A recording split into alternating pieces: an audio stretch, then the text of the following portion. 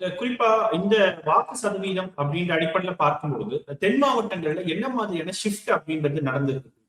இல்ல தென் மாவட்டங்கள்ல நினைத்து பார்க்க முடியாத அளவுக்கு வாக்குகள் மாறி இருக்குன்னு தான் நான் பார்க்கிறேன். பொதுவா திமுகவினுடைய கோர் வோட் பேங்க் அப்படின்னு நான் சொல்றது சிறுபான்மையினர் வாக்கு. சிறுபான்மையினர் வாக்குகள் அதிமுகவுக்கு விழுந்திருக்கு.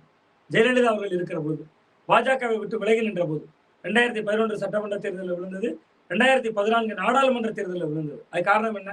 மோடியா லேடியா? திமுக இன்னைக்கு 4வது இடம் கன்னியாகுமரியில, கடைக்கோடி மாவட்டத்துல திமுக 4வது இடம், டெபாசிட் கிடைக்கல.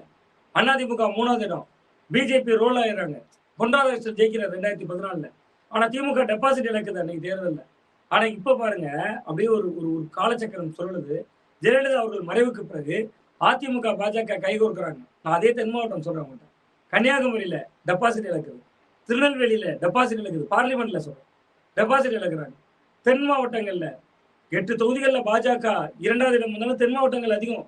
மதுரையா இருக்கலாம், கன்னியாகுமரியா இருக்கலாம், திருநெல்வேலியாக இருக்கலாம், தென் மாவட்டங்கள் அதிகம். ஸோ தென் மாவட்டங்கள் என்பது சிறுபான்மையினர் கணிசமா இருக்கக்கூடிய பகுதி.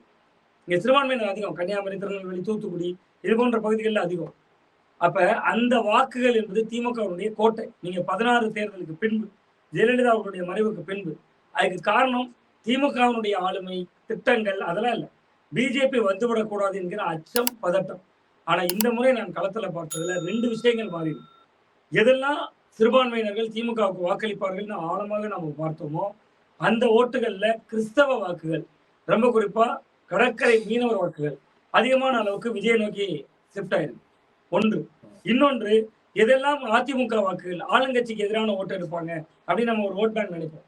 அந்த வாக்குகள் அதிகமான அளவுக்கு விசில் எடுத்திருக்கு. இதை விட முக்கியமான ஒரு புள்ளி சொல்றேன். இந்த புள்ளி விஷயம் நிச்சயமா நீங்க 4ஆம் தேதி என்கிட்ட இந்த கோணத்தை நீங்க என்கிட்ட கண்டிப்பா கேட்கணும்னு நான் நம்புறேன். கிட்டத்தட்ட தமிழ்நாட்டுல பாஜக என்கிற ஒன்று குமரி மாவட்டம் மாதிரி அவங்க வலுவாரக்கூடிய பகுதிகளிலே சொல்றேன்.